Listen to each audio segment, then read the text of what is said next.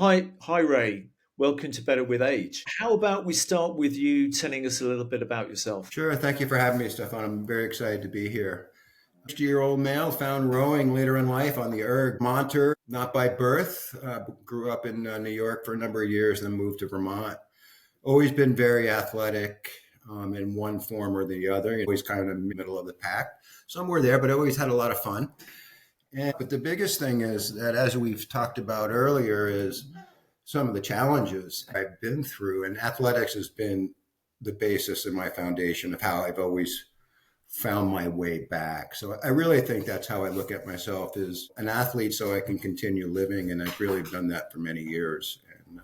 Should we just talk a little bit about the surgery that you've had recently and then come back to the sports background because they're so Yeah, I think that's a good introduction. That would be wonderful. Yeah, I just had another minor surgery. I had an amputation, as we've talked about, just in the last year, and then the last couple of weeks, I had another surgery related to that, which is it was great. I'm doing wonderful in terms of where I'm at right now. Today, just talking to my surgeon on what's going on, it's always about picking yourself back up every day. okay. And so that surgery is going well. I'm very optimistic that I'll continue moving forward with the healing and all that. But I've taken steps backwards. I haven't been an amputee for a year yet. That's coming up in June. Okay. And then I'm probably going to be back on. I'm on my crutches and I'm on an I walk, which is a pirate peg leg, so to speak. I'm probably going to be on that for a number of months until what's going on now settles itself. But I'm still grateful for everything that I have, no matter what's happening there. But that still goes back to the athletic background and staying in shape. Because if we go back even further, I've had health issues probably going back 22 years or so. And that's when I found athletics later on in life, in terms of more of like the Spartan stuff like that and a couple of day events or even just 3Ks and a lot more hiking because I kind of took a time off there of really doing much athletic stuff unless it was revolved around, drinking and drugs or something. But anyway, so it's kind of been a reoccurring cycle in my life, at least the last 20 years. So moving forward, and that's how come I found the rower, the erg, my ankle issues. Before they got serious, I found the erg.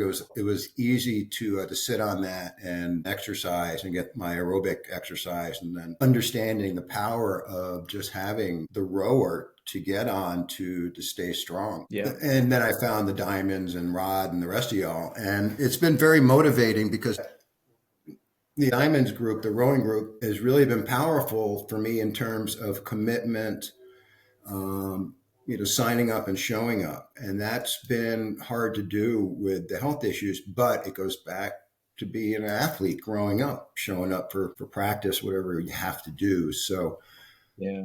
I'm really just trying to show up for myself now, and the rower allows me to do it. And then the team allows me to get the commitment and some accountability. And as they say, I'm getting more competitive as I get older. So it's very motivating, inspiring to see people much older than I, doing really well. Yeah. Yeah. Older in life. And so, Stephanie, I kind of tapped down on my health because I spent a lot of time talking about that almost as my complete identity. These last 12 months has allowed me to accept who I am and not really give it much voice. Yeah. Because that's what I used to talk about all the time was, and maybe not so much as a one pitiful me way, but I certainly have that button too somewhere to Okay. realize that it's just my journey. And it's Can my I just? adventure. I don't want to probe too much, but it's an ankle that you had amputated. Is that right? Yeah, Okay. it's my left ankle, and it's actually been an ankle that's been my Achilles heel. It's been one that I have been, babying since I basically been a young man. And Wow. well, it turns out in the end, calcaneus was malformed, so that is one of the reasons that I kept twisting it. I never broke the ankle. Never did major break on it. I've had multiple sprains and strains, but over the years, I'm just continuing to use it. Wow. Okay. So you knew something was wrong, basically. But you know how it goes. You just kind of tape it up. I saw one of my coaches from high school years ago. It used to be the ankle that you used to tape all the time. it has been a lifelong endeavor, but never to the surgical point up until about 10 years ago. And then came to a big head when I really couldn't walk through a grocery store anymore in 2000 or so. But I just made it through all those surgeries with everything that went with it. But more importantly, realizing it's just a change of perspective on life, right? And I had an opportunity to get accustomed to being an amputee way before we decided to do the surgery because of what I went through prior with the multiple total ankle replacements. So even though I just had surgery 2 weeks ago, I'm very grateful that I'm not sitting here going, is my ankle going to be able to work? Because I know once I heal that, continue moving forward. Yeah, and you grew up in New York, I think. Is that right? You said I earlier. did, yeah, from Queens. I'm a Queens boy, only until 12 years old. Moved from Queens to rural Vermont, so that was a shock. But came to Vermont, didn't do any sports in New York though. Oh, really? Okay, okay. No, So, what were you doing then when you came to Vermont? What did you start getting into? absolutely nothing. And then started with Little League, and then it went from there to It's in Northfield, Vermont. Ice hockey, which I was never very good at. Didn't learn to skate till I was older. I won't blame it on that or the ankle. I just couldn't really skate that well. Then learned to ski. My mom, her name is Hannah, taught my brother and I to ski and play tennis and racquetball when it was cool way back then. And that's how I got introduced to sports, and my brother did too. He's just a year or two younger, but has a great love for the outdoors and athletics also. Not many things to do way back then. There wasn't an iPhone, so we went out Yeah. and did some sports. And I know there is a whole world of adaptive rowing, which I guess you're getting your head around at the moment. What can you tell us about that? Well, it's been quite the journey. A few ups and downs in terms of day to days, but the community is wonderful. I have met only a few people with my type of opportunity, below the knee amputation, and a few others with above the knees. But I found that if I look around, there's a large community, and I'm starting to reach out to people who are athletic and how they're doing it because there are some challenges. But what I wanted to say real quick is the rower has been probably the reason that I've survived through all this, besides my dog Frida, and not drinking or doing opiates or anything, has been the rower. Wow. And oh yeah, and it's been challenging because getting back to the community is that if you look around online, there's many people with adaptations and wonderful athletes doing things with the rower, but just trying to figure that out has been a journey. And then I worked with a coach, a wonderful coach, a rowing coach, that said something, and I think that's the power of coaching is it's not so much did you take away new style or technique and all that. And it was a sentence that I got from the coach that changed everything because I was thrown back to thinking that I'm handicapped as Okay. opposed to adaptive. And that threw me off the rower. And I kind of got a little upset about it, but that was my own bag because I was trying to adapt myself to the rower. Maybe I'm not going to say this right, but I just wasn't really ready, no matter how I appeared, ready to say to you that I just want to row with my leg. Okay. I had a little moment there. It was like, they're just going to continue rowing my prosthetic. And then the coach said something to me, and it struck something. It took me a few weeks to work my way through it.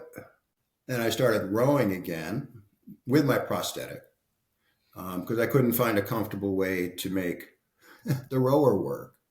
I have no other choice if I wanted to be on the rower today or tomorrow without my prosthetic. Ray, what is it about the rower that you find so engaging, as opposed to anything else? What is it that makes it so interesting to you? It allows me to pound on myself if I want to. It's one of those pieces of equipment that you can use in so many different ways, from aerobic to anaerobic to stroke to any way I want to configure my workout, even hopping off it and getting on the floor and getting back in the rower. That's what I found so dramatic. And then I found the competitive side of it. Yeah. Through the diamonds, and it's been great. And so that keeps me going. But that's why I really originally found it, because I'm an addict, I'm an alcoholic, I've been to rehab, I'm sober today. The rower allows me to kind of get on there and if I want to, pound the tar out of myself, get my heart rate up to 164, I kind of forget maybe that's what drug and alcohol only did for me. So that's what I found so wonderful about the Okay. rower. And what kind of rowing were you doing before your amputation? I think you're an endurance athlete rather than a sprinter. Yeah, I wasn't doing any type of rowing except for if there was one in the gym I was at. I've never Okay. sat in a shell. I hope to this summer. That's one of my things is I'd love to go to Craftsbury, Vermont, and start learning, or at least an introduction to being on water. That's one of my goals. But that's what attracted me to the erg. And then I found cycling, gravel riding. I started riding a number of years ago within the last 7 years. Once I figured out how to ride the thing or use it, I was like, wow, I can be competitive.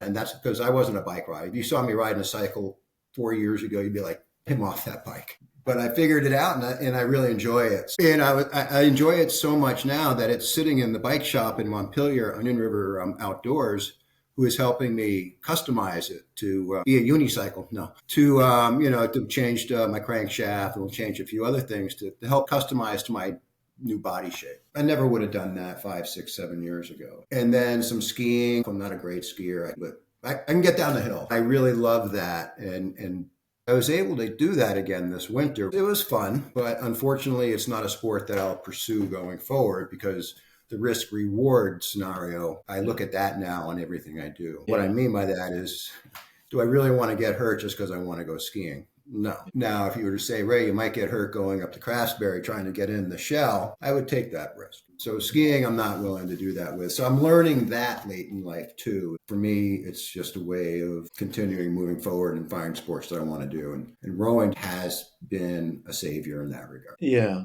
yeah, I understand. When we spoke before, you said you were an open book about your past, which you've alluded to a little bit. I know that you're 60 now. Is that right? I'm 61 right now. I'll be 62 in Okay. September. So when did your difficulties start? I'm just trying to gauge how long you were in. I've been addicted to substances since the day I picked them up. I was always that guy. Actually, my 60s are the only decade that I have not started and will not start drinking or drugging. Every other decade of my life, except from conception to 10 years old, um, I've always been I had a drink or was drunk. So the 60s are completely good because I have no desire to go back to that life. But I've always struggled with one form or another of a substance abuse. Yeah, and in the mini bio online, I think you talk about the gateway effect of marijuana and alcohol. So can you sort of pinpoint when it is that they kind of took control? Yeah, I loved what they did to me. They allowed me not to, to be apathetic. I used to say I never had any consequences because I never wore handcuffs or been to jail, but that was the least of my worries in the end. And just because I'm drinking or using narcotics today doesn't mean squat, Stefan, really, because it's only today I have. And what I mean by that is I'm very grateful for 4 years this August. Okay. But I've been to 4 years a number of times in the past. Yeah. So I'm very happy about that, but I also know the reality of that for me. I always speak for myself. So when I say I'm grateful is because I, I don't think I could have made it through what I've been through without the experience and the hardships that I had that addiction taught me. My drug of choice is narcotics and alcohol. It destroyed my life in terms of relationships and physical, spiritually, and mentally. And people have been there for me the entire time through this complete debacle and waste of a human life when I was completely using. I really did burn the boats moving to where I'm at now. The amputation and what led up to the amputation, I was grateful that I didn't ever have to come back out of those experiences picking up a drink or picking up a narcotic. I was exposed to the narcotics, don't get me wrong. What I'm saying is I didn't have to take many 4 or 6 week drug vacations at every intervention. Yeah. So given that that's a long period of time when you were having problems with substances, you must have been, I've heard the phrase functioning addict. So there must have been times when you were struggling with addiction, but you were still exercising, still working, still doing what you needed to do. Is that accurate? Yeah, I never liked the word functioning alcoholic because for myself, I was never very functioning. I was just lucky. But you're absolutely correct. But when I was at my worst, I didn't care. So it wasn't because I was a functioning alcoholic. I would still drink all day long. I just happened to be in different type of industries that, could kind of get away with it. And I made that work for me until it didn't work. But yeah, it's always had a grip on me, and I understand that. Yeah. And you had an appendix burst just over 20 years ago, I think. I did back in 2002. I had a ruptured appendix that went sideways for a number of reasons. I don't have any issues. 2017, my stomach feels great. Multiple surgeries from that period of time all the way up until 2017, all highlighted with bouts of sobriety of one sort or the other, but truth be told, in and out of the hospitals all the time, I was always on one form of narcotic or another. So the appendix turned into years and years of opiate addiction with the key to the pharmacy back then I thought was great. And I'm just lucky to have survived that with an OD. But that's just luck. I had many people support me to help me get sober, and I crushed on all of them, just at least for me, burnt a lot of those bridges. You refer to yourself as lucky quite a lot, actually, in Mhm. talking. People watching this may not think you've been so lucky, but you clearly do consider that good luck has played a part in your life. Yeah, none of it's bad luck because all of it I caused myself. And I think if I could look back and say to myself, I would say, ice your ankle when it hurts, things like that.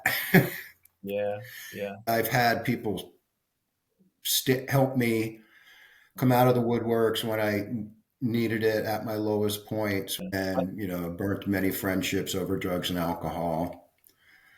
And I understand that. And some of these relationships are just unmendable. At least from just saying, I'm sorry, at least for me, still trying to understand my behaviors from the other side of the mirror is pretty hard. So I just try to do today the best I can. Well, nobody can ask any more than that. And you mentioned the difficulties that your addictions had with relationships, but I saw in your mini bio that at the end of your third marriage, something happened. There was a light seemed to flicker on that's helped you get to where you are now. Is that accurate? Yeah, my third marriage. Yeah, Valerie and I went through many things, but yeah, it was definitely a seed that took many years to sprout. But the reality is, I went on to be a substance abuse user, and it was Groundhog Day for until I got sober this past time. Yeah. So once again, I had many opportunities in that relationship to make things right in my world so things could be better in others. But I never did that because, once again, my behaviors didn't allow that. But I did find Spartan or Peak Racing at about that same period of time. I had just come back from Hazleton, a rehab center, and I found this race and wound up getting introduced to that obstacle racing stuff and really loved that. But it really helped me through that period of my life in terms of finding something to commit to. Okay. Turned into Spartan and all this other stuff. They did a wonderful job. But I can also say that period at the end of my marriage, and then the Spartan period and the races there, and still having multiple surgeries and still having my addictive issues, all kind of worked together until it didn't. And my addictions just made that all go away. But at the same time, without being immersed in trying to do these races, I don't believe I would have survived any of the stuff I was going through health wise at that point. No one can understand that. I mean, maybe that's just my mind saying that, but those races like that, beating on myself, I was able to got sober for a while until I wound up having surgeries and abusing narcotics again. It was the physical activity that I think has allowed me to go from 2009 until the day now that you and I are speaking. It's just trying to do something every day to stay physically fit. And is the death race one of those races that you refer to? The death race,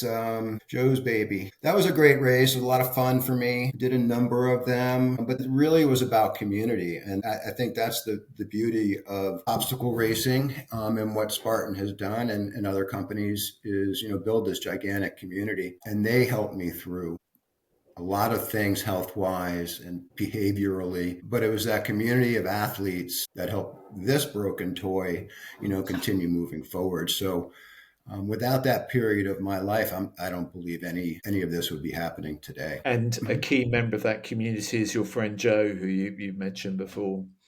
Yeah, Joe DeSana, he's been a wonderful part of my story, but like a number of other people who've been part of my story, I really bashed on that and burnt that bridge pretty hard. And that was because of my behaviors. So really just keep moving forward. I follow Joe all the time because I still believe in his message. It's one of the reasons that I get up every day is because I believe in that message. We need to be doing something every day for our body. We need to be eating well, hydrating well, and really looking at what we're feeding ourselves every day instead of just falling into the trap of mindless nutrition. So I really try to live that every day. And I learned that from getting involved in that community and still following, what's going on in there. But without that relationship at that period of time in my life, once again, I would not be here today. Is that the Spartan code, Ray? You do the nutrition and exercise and so on. Is that the same thing? There are a number of kind of guides or rules in that. Is that the same Yeah, thing? I don't really have those memorized, but it's really get off the couch and go out and do something every day. Yeah. Make a commitment to something, not just use motivation and momentary excitement to move forward, but every day get up and do something hard. Yeah.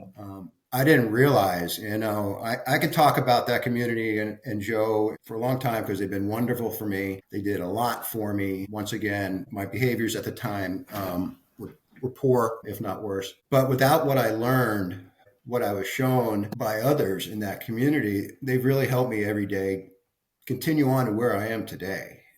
Because even with making the decision to finally have the amputation, which was an easy decision in the end, I don't think I would have had that bedrock foundation to say I can do this.